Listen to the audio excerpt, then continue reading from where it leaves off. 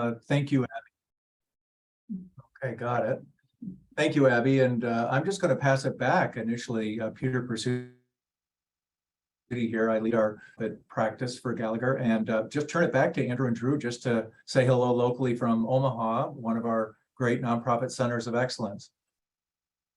Yes, good morning, everybody. I'm Drew Johnson with Gallagher here locally in Omaha.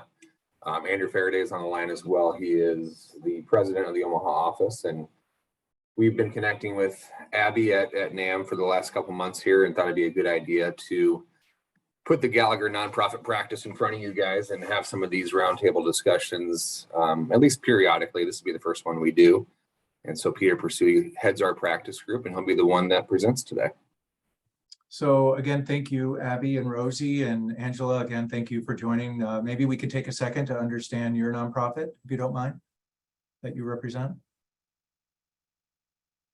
Unmute there.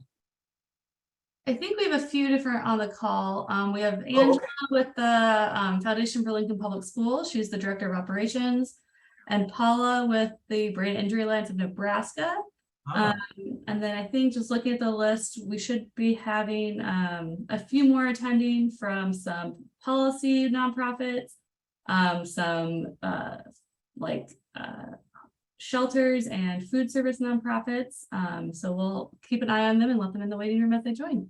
Great. Okay. Well, let me then introduce our team. And by the way, Gallagher works with over 1,000 associations across America. So if the nonprofit associations are nonprofit by nature, right? They're member benefiting programs. So it's an interesting point that, maybe we can get into later. But joining me here, I just thought I'd put our cities versus our expertise, if you will. But the expertise really of the team is true leadership, if you will. But Phil is joining us from St. Louis, and Phil is truly the leader of our health and welfare area. If you look at the diagram of the nonprofit enterprise, Phil knows, is a great resource for all of our people relative to their health and welfare. And Mike Levin, I assume, is joining us from Hartford, Connecticut. He's our retirement specialist, 403B, et cetera, et cetera. And Steve Hayes, of course, you see here joining us from Nashville. Steve is in the talent area. One of the first things we're going to talk about is that challenge. The people challenge is huge for nonprofits, so we're going to spend a little bit of time there. Kevin is going to help us in that area that allows us to sustain ourselves, investments, assets, right? And, assets are both hard assets like finances and soft like reputation. And then myself as well, I will be presenting as a leader, and I now am in Minneapolis, even though our corporate headquarters are in Chicago. And I moved here a couple of years ago, actually, after having been at corporate for 20 years. I love the fact that you made the comment, Abby, about the nonprofit summit is going to be live versus virtual.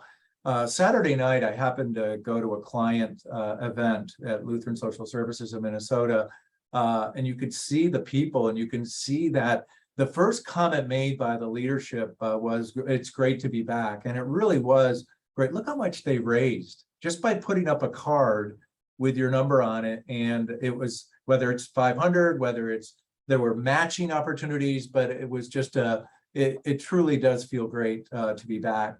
In addition, last week, our Manhattan team took on this mitigating the risk of staffing shortages as an executive nonprofit roundtable. What I heard, I listened to it extensively for the whole hour, was interesting change in the power balance between the employee and the employer, and we need to rethink what that really means. It sounds like the employees in the driver's seat. They really should always be in the driver's seat in terms of our internal client that we truly must serve and nurture and develop.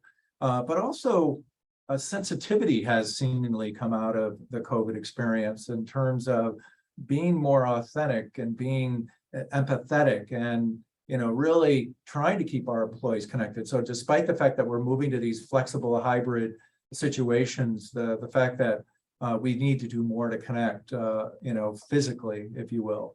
And then this happened to be, we could notice they're out of New York State, Albany, New York City, but big emphasis on diversity as a challenge, whether it's at the board level, it's at the staffing level, it's at our service level. So it's just great to just kind of kick this off. And everybody wonders, who are we? Maybe we should ask, why are we? And they nicely come together in terms of the specialty in the nonprofit space. But believe it or not, we're a Fortune 500 company. So we're big, 40,000 employees and counting. And we're all over the world. We just opened a major center in Turkey today. I noticed a major office in Istanbul. But proud to be family driven, a Gallagher family out of Chicago, and very much recognized as an ethical company. You could see we take our social responsibility very seriously. When I made a donation on Saturday night, I was able to match it because Gallagher has a corporate matching program. So we even are able to be philanthropic in our own rights. So we're based in Chicago, but all over the world. But one of the unique things about Gallagher as a broker, a consultant, an advisor, a partner, is the fact that we were this small little Chicago agency that really found itself through serving nonprofits. It happened to be the Roman Catholic Church in particular, and it happened to be a catastrophe, if you will, where at a school, many lives were lost due to a fire. In fact, some of the code today for fire drills comes out of this story of Our Lady of Angels, one of the 300 plus schools in the Archdiocese of Chicago.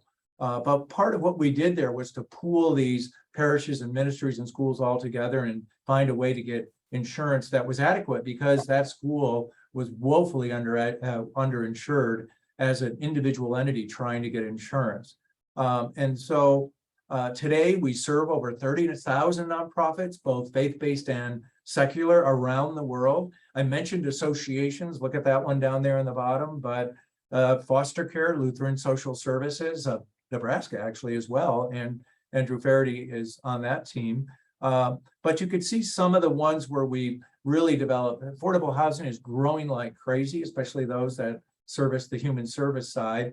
Cultural institutions, at-risk youth, the broad human service spectrum, if you will, lots of homeless shelters, et cetera. So it's all in our DNA, if you will, but what is it then that we do? Well, you're going to hear about some of the things, whether it's talent management, it's benefit and human resource. It's all those things in the temporal administration, we call it, all those people, finance, we're really in the financial services area. Look at that, even governance, where we do lots of board work. We're doing a lot of ERM, enterprise risk management work with nonprofits, which have very special, unique needs. And we're sending over 5,000 organizations across into Ukraine. Think about Doctors Without Borders. We're there helping deliver a Microsoft employee over to Poland to have a baby. Fascinating stuff about Gallagher as a global payer. And we produce a lot of thought content. If you look at this, these tablets or tabs, if you will, everything from the labor market, which Steve is going to speak to a little bit, to tips for benefit communication. At the end of the day, the benefits are a critical, vital part of what differentiate us as nonprofits, to coverage for NGO employees that we mentioned that are in other countries. There's an equity and diversity, article as well.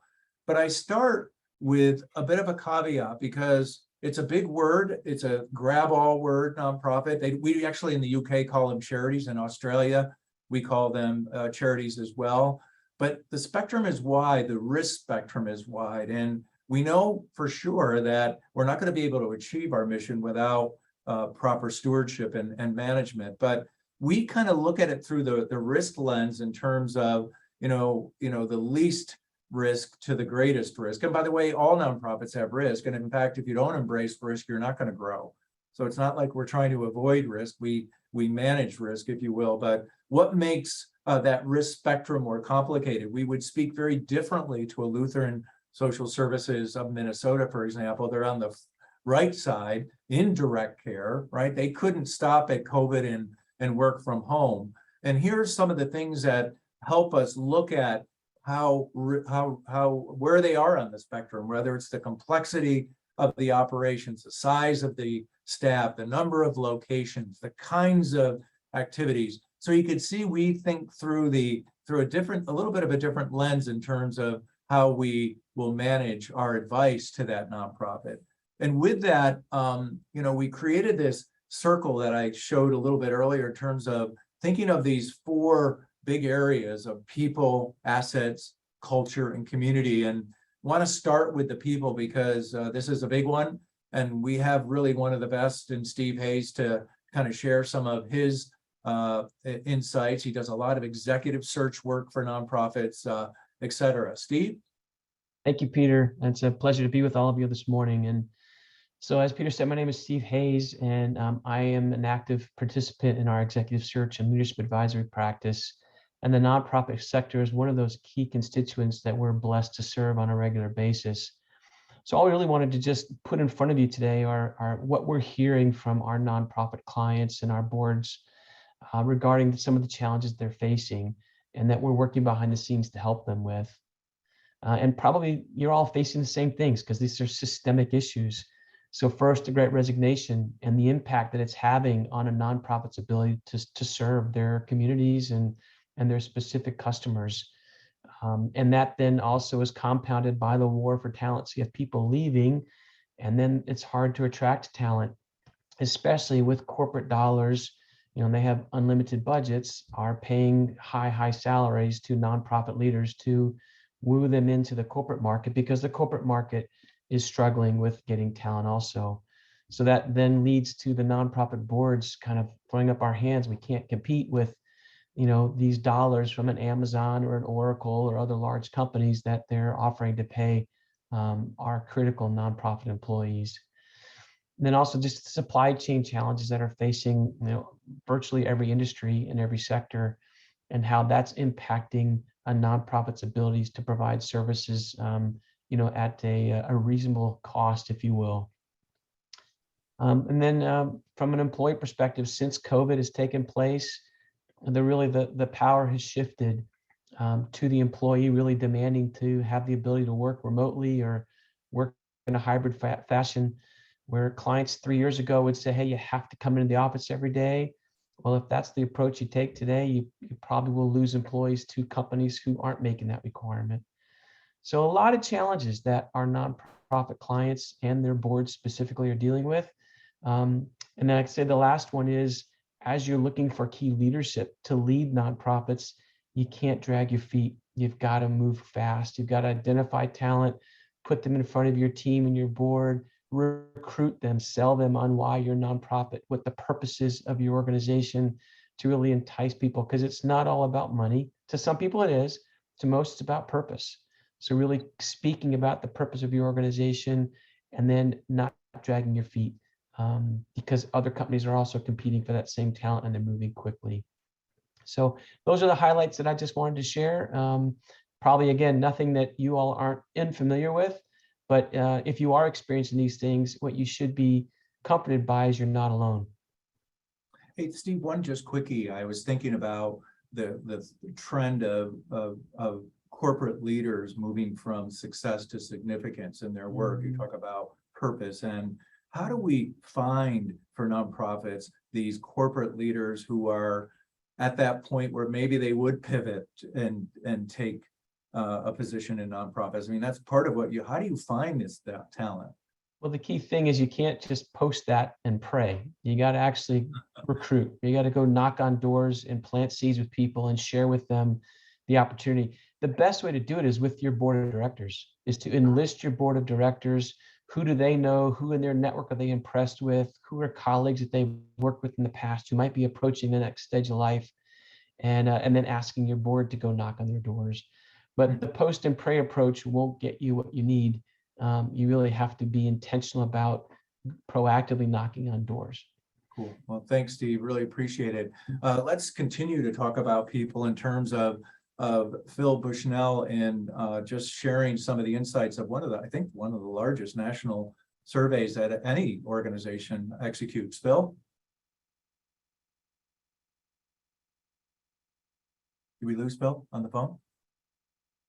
No, I'm not getting sound from you. I can see you talking, but I'm not getting the sound.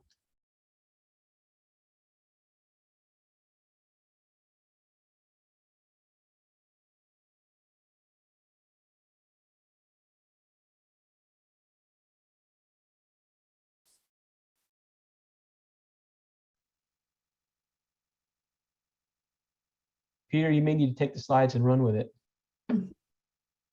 Yeah, I think so. Okay.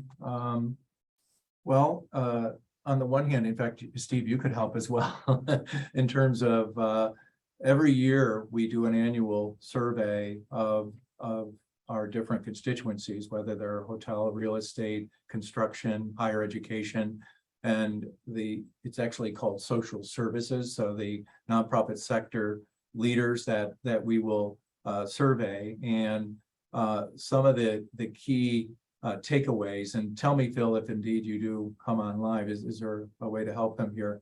I prefer to have him take this, but I don't know whether he can call in.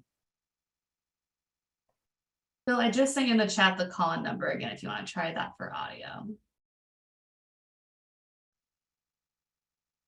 So there are 5 key takeaways, and interesting that well-being shows up in all of them, right? This concept of well-being and really caring for your employees, but lots has changed in this. I'm not sure when this survey was done, but when you think about the comments I made about that symposium or that roundtable that just happened last week, in terms of, seems like it's shifting sand with the employees in that. Remember, we talk about that balance between the employer and the employees, but I wonder how much this reflects those in the key takeaways. Phil, is he still not there? Maybe why don't we come back to that maybe in a bit? We'll hope he can get online and just identify himself. Okay, so we'll come back to these 5 areas, you know, the people, the organizational, the physical, emotional, the career, financial, major thing that Steve was just talking about, and just overall well-being. Let me then kind of talk a little bit about, notice how the P&C insurance market is actually under culture. I'm not saying that we don't need insurance. I'm saying that we need a culture. Here he comes. I think he's coming. Okay, now I've got to, there, does that work? Can you hear me okay now? Yes, very well. Okay. Go to it. All right, I apologize, everybody. We've got some technical difficulties here, obviously. I'm not sure if it's the system or the user. But in any event, I'd like to first thank you for allowing me to be here for this presentation. I'm looking very much forward to today's discussion. My name is Phil Bushnell, and I'm the National Director of our Religious and Nonprofit Practice for Gallagher Benefit Services, which is the Employee Benefits and Human Resource Services of Gallagher. And one of the things that we talked about, and Steve talked about it, you know, initially, was attracting people.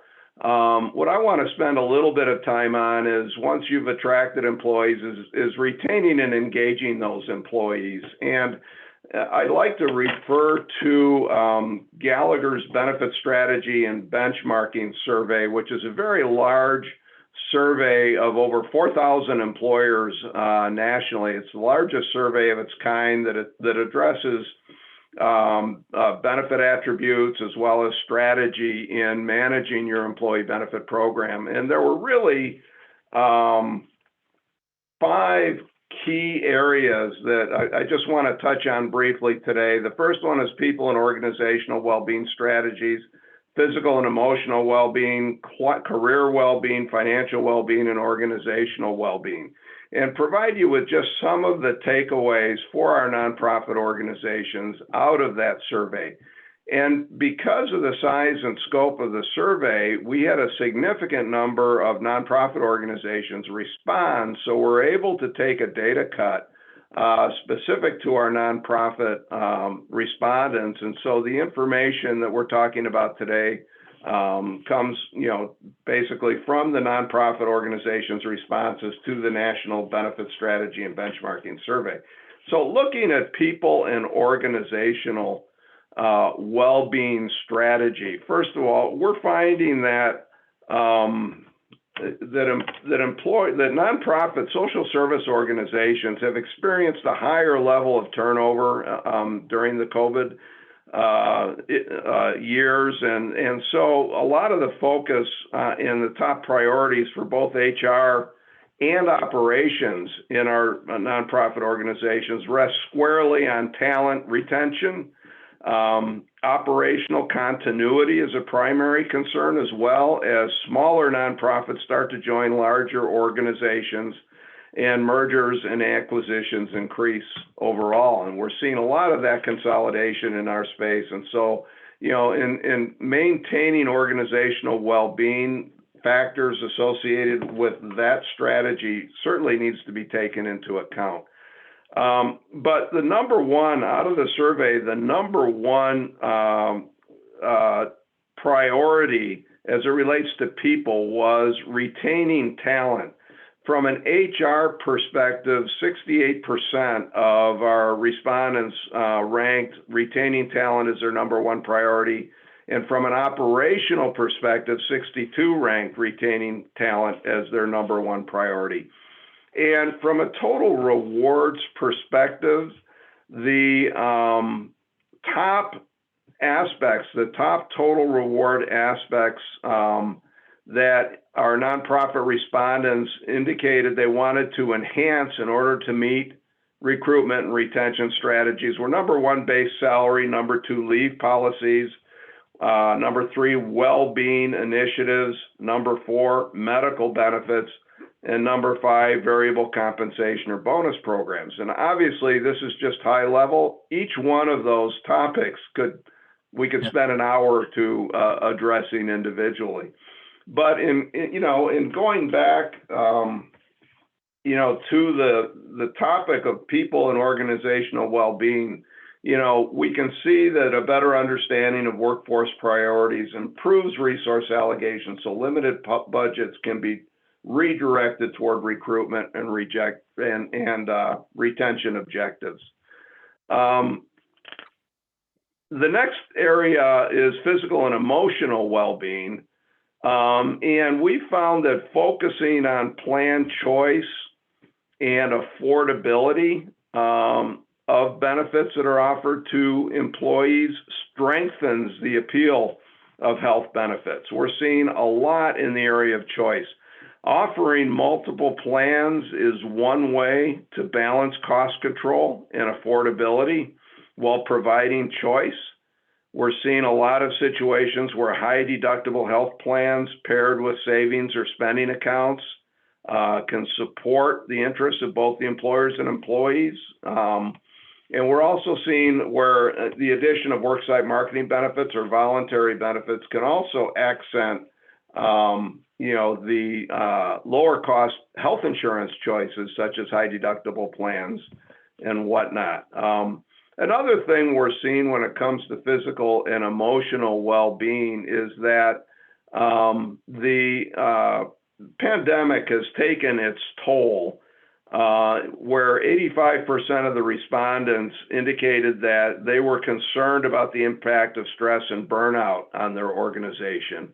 And so we're seeing a growth in the area of more robust or enhanced EAP options for our employees, which can help better drive the physical and emotional well-being within the organization, so that your optimal total rewards design, which would include greater employee choice and affordable health benefits, is one of the key takeaways from the physical and emotional well-being category. If you move on, Peter, to the next slide, we've got career well-being. And career well-being is another component, of how an employee or why an employee is working for the organization. Clear compensation strategies and career growth opportunities are key to engaging employees. Now, we understand that in the nonprofit area, a lot of employees, and Steve referenced this, a lot of employees are there because of what they do, because of the why, if you will. They're committed to the cause, but even still, you need to have strategies in place to allow those individuals to stay where they are and to continue to provide the mission that they're providing. And as I mentioned, clear compensation strategies and career growth opportunities are key to that engagement. Competitive pressures on pay in an active labor market, especially during an inflationary period, which we have now, make compensation matters difficult for social services, as we all understand. As nonprofits, it's hard to compete at the pay level that private for-profit organizations have. And while necessary salary increases lead to wage compression and distribution to mid-level employees is lower in comparison, social service organizations are working to retain staff salaries at higher thresholds as government aid, which was available during the pandemic, dwindles. Some of the survey responses that we saw were that 49% of our nonprofit organizations conducted a survey to measure workforce engagement, how engaged their employees are in their workforce. And altogether, even though only 49% conducted, 65% of the respondents believe that their workforce is highly engaged. So we think we have engagement. A lot of our nonprofits believe they're doing a good job engaging their employees, which is going to lead to retention of those employees. So, that all leads to creating job enthusiasm and satisfaction when compensation strategies and career path opportunities are clear. So, that touches on the career well-being aspect of client engagement retention. The next area we have is financial well-being. And I'm not sure if Mike Levin is going to be on to talk a little bit about financial well-being. If not, Kevin, I know, can fill in a few of. Mike's here. Oh, you're there. Great, Mike. Good to hear from you. So financial well-being, is really important, and an effective well-being strategy can strengthen financial security by addressing, a lot of different needs. Financial well-being resources can ease life stresses when saving and spending challenges compete, as they often do. Access to the right support helps guide better decisions. Working in service to the community, social service employers generally have lower pay scales compared to many other sectors and industries, as I mentioned before. Providing employees with access to financial well-being programs and resources can be done with reasonable spending, and it can help a lot towards easing financial stress, which is one of the biggest factors leading to stress generally, which is one of the biggest factors leading to medical care expenses. So financial well-being can do a lot to help develop happier employees, more engaged employees that are more productive, and also reduce employee medical expenses. Some of the top financial well-being programs and resources that, based on our survey, our nonprofit organizations are doing is, number one, financial literacy and other educational opportunities.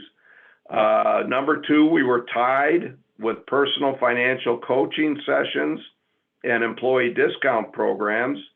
Number four was legal services like will preparation, estate planning, or other legal services. And then five is student loan forgiveness.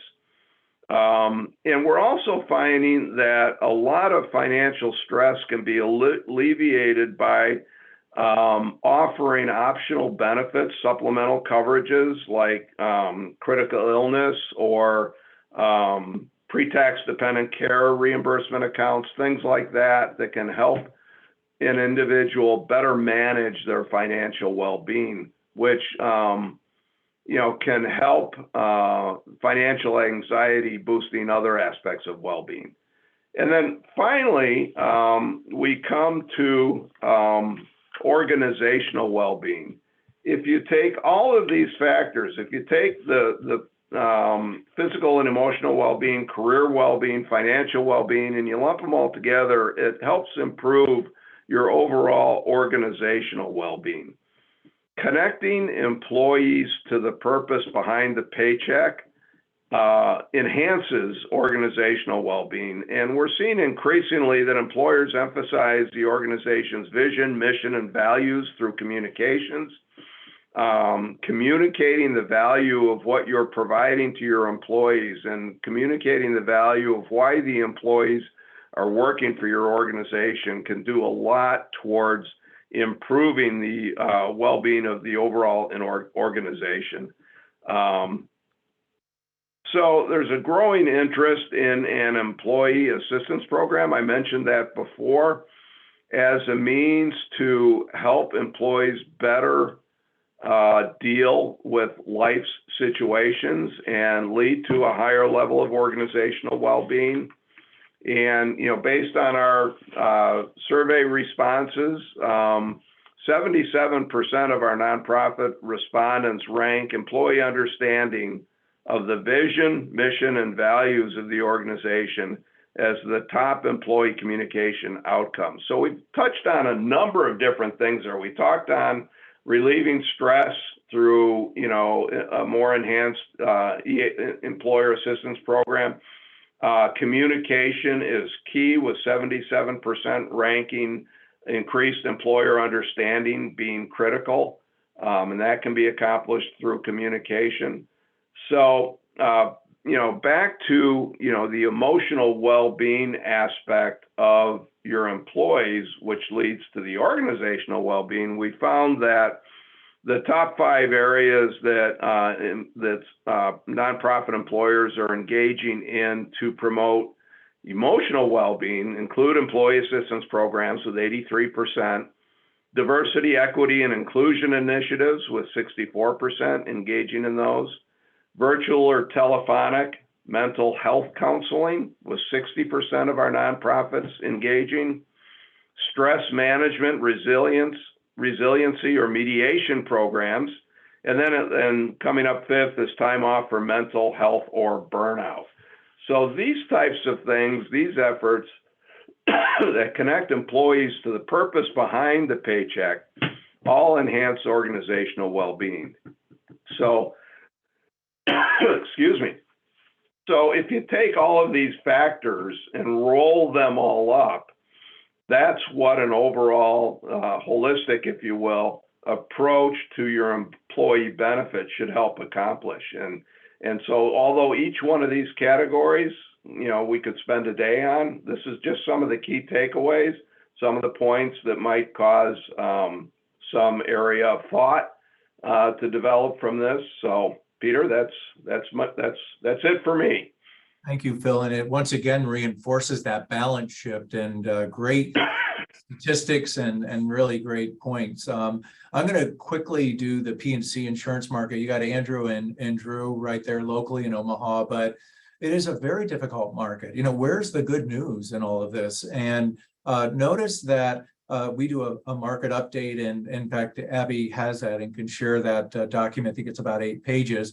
But, you know, the market conditions, part of it is the headlines. I mean, every day it seems, whether it's Boy Scouts of America or it's some pedophile out there, but we get our underwriters, whether it's in London or in America, they read the headlines, and the headlines distorts the reality quite frankly. But you could see some of the things that are causing these nuclear verdicts. What are your limits? Let's go for that limit. These plaintiffs are sniffing out these sorts of limits, if you will.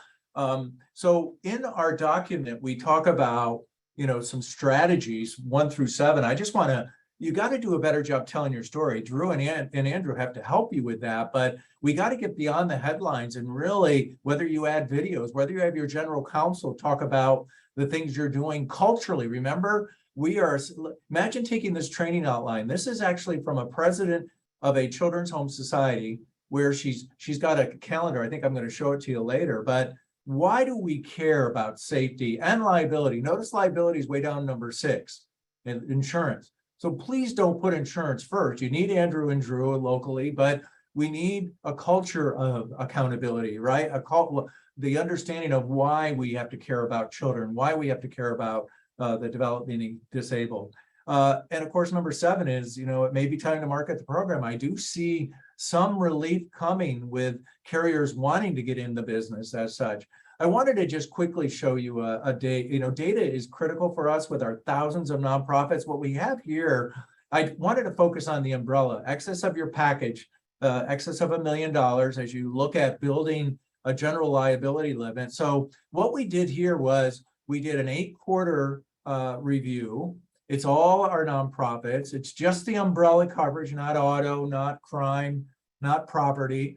And what you see here, umbrella has gone crazy for Drew and Andrew and for all of us, trying to find limits, being able to afford limits. It's kind of like medical malpractice back in the 70s. But what's interesting here is you can see there is at least the slope is coming down, whether the gray one, which are competitor brokers, or the black one, which is the Council of Insurance and Agent Brokers, or Gallagher, the blue. Look at us definitely in QT 2002 seeing some relief, but it is clearly a very difficult area to cover. So P&C is stressed. It continues to be stressed. There is some relief coming, but for you to have to pay more for insurance is very, very frustrating.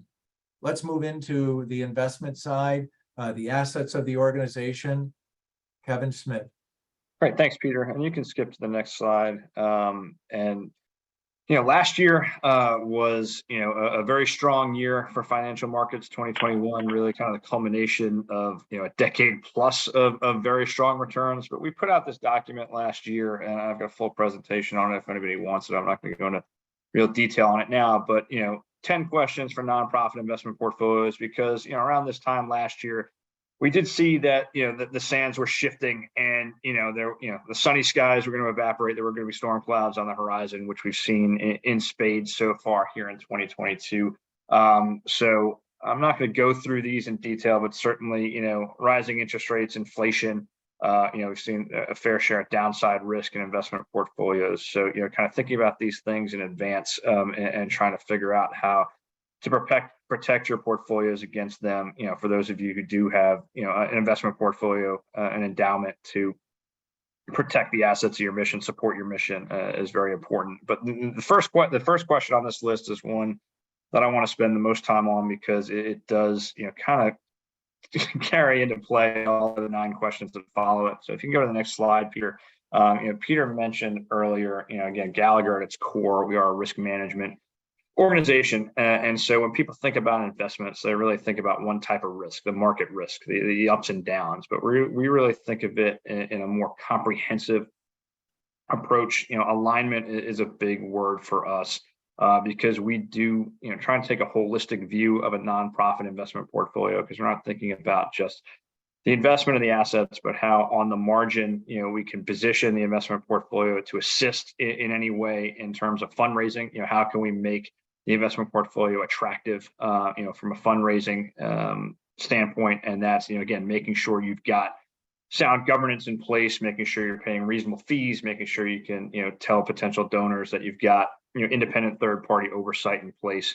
And then also that alignment risk, aligning the investment assets with whatever your particular mission might be. Peter mentioned our legacy and history in supporting the Catholic Church religious space. So they certainly have very unique things that they can and can't invest in. But almost any nonprofit has some sort of mission behind them that we can help tailor the investment portfolio towards.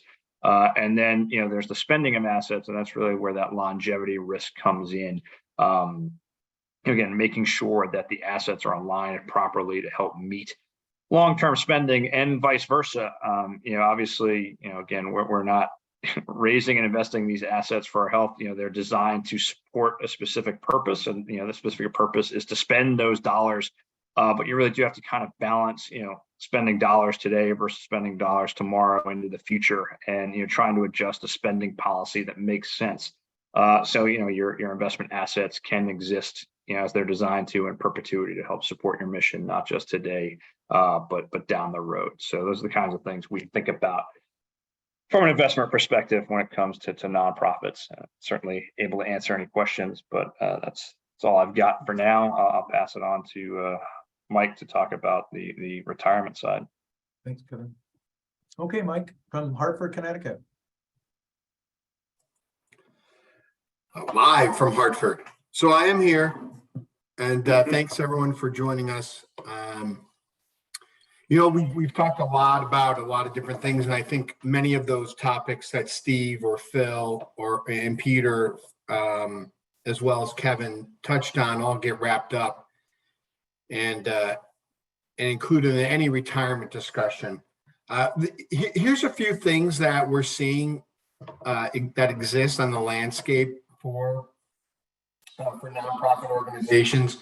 Is this continued drive to address revenue and funding challenges, and those certainly impact your workforce. That translates through the compensation that you can deliver. Steve touched on that. It flows through to your benefit programs and the cost around them. Phil touched on that. It certainly impacts any endowment assets that Kevin addresses. And certainly, from a perspective of Peter, it has an impact on different coverages and affordability around fiduciary liability, fidelity bonds, things like that. All those things that we've talked about previously get wrapped up into your retirement plan decisions. So we talked to nonprofits quite a bit about all these different challenges and how they get wrapped together. I'll come back to financial well-being.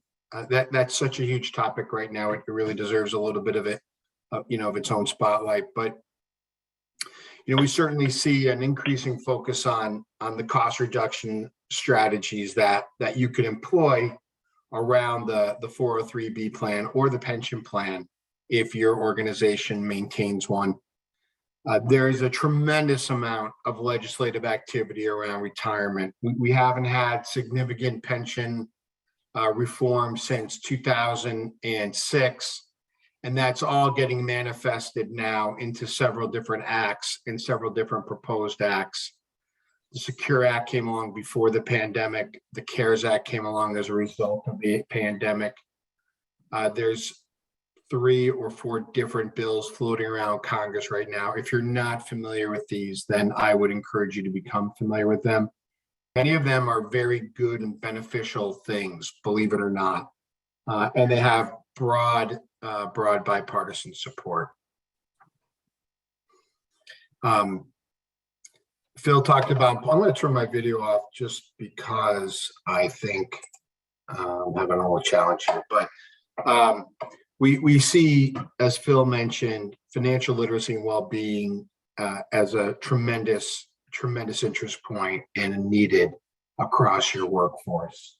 There's stress as a result of the pandemic. There was stress that existed before the pandemic, and now there's continued stress moving forward. Employees just aren't confident in their financial positioning. And we see that in all the survey data that Phil worked through. If you're not thinking about a financial well-being program, or if you don't have one in place, I would encourage you to consider that. That stress manifests itself in a lack of productivity.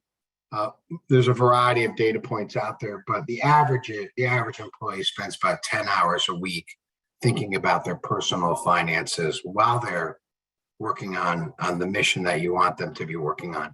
That's a tremendous amount of time. That's basically a month. If you think about, a week out of the month that folks are thinking about it. That stress also translates itself into your healthcare costs. So, there's a broad-based concern around retirement readiness. We see this being manifested through the legislation.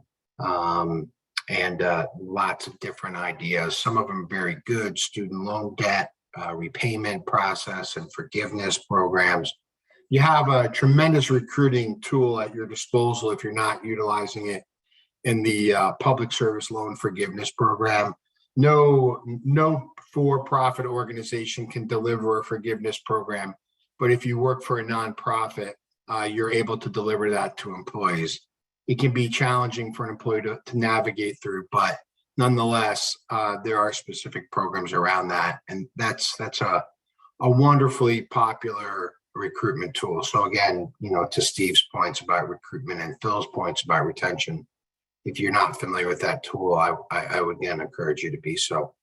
And then for those of you that have defined benefit plans, there are a number of different de-risking strategies that would help improve the positioning of that plan on your balance sheet. If you're a chief financial officer, or if you work with a chief financial officer, any strategy that reduces liabilities on the balance sheet is welcome right now. Annuity purchase programs are becoming more and more popular as interest rate rise. There's other tools and strategies that can help as well. So those are some of the things. I think I may have wrapped up all my comments into this slide, Peter, but here's just a few takeaways. Consider your employer contribution strategy. If it's a flat percentage of compensation, in other words, a non-elective versus a match, consider moving to a match to encourage participants to save on their own and not just capture your contribution. If you don't have a last day plan rule, this could be a cost saving strategy. Same with eligibility. Eligibility has tremendous impact along with vesting on your recruitment and retention programs.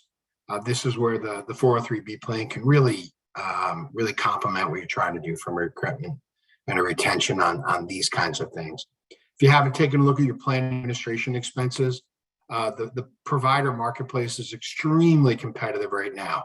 I'm not, everybody uses somebody different, but there's tremendous battle for market share. So if you haven't looked at the expenses around the administration of your plan, I would encourage you to do so. And then, of course, to Peter's point on risk, address your fiduciary regulatory compliance. Make sure you're buttoned up. Make sure you're in compliance. The majority of failures occur around plan operation, and there's increasing litigation around 403B plan for fiduciary responsibilities. So it's either litigation or it's a penalty from the Department of Labor, and nobody's looking for that on this call, I'm sure. So make sure you're buttoned up there. Those are some areas of focus that we have with our nonprofit clients. Those are some ideas and strategies to protect your mission. By all means, I'm certainly happy to answer any questions, and I'll turn it back to Peter.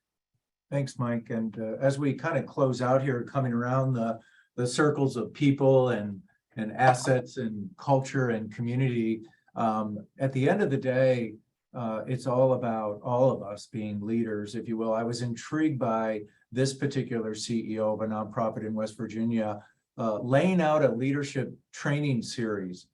This happened to be the March 10th one that I was looking at the slides of, but look at the various ways that they're talking about their organization and really getting everybody on the same page, and from governance to child advocacy, and really building a culture of accountability, and beginning with the why that I shared.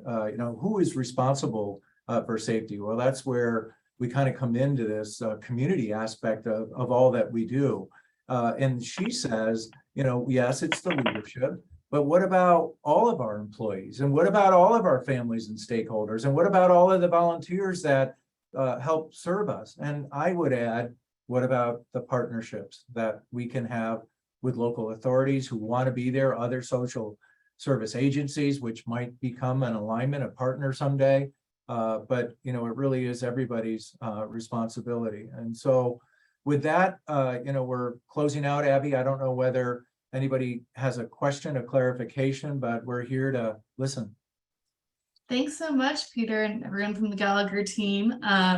We do have a few minutes. If you have a question, feel free to send it in the chat or unmute. I will be sending out the recording along with some resources from the Gallagher team after this session. I'll get those to you this afternoon. So I'm going to go ahead and stop recording right now.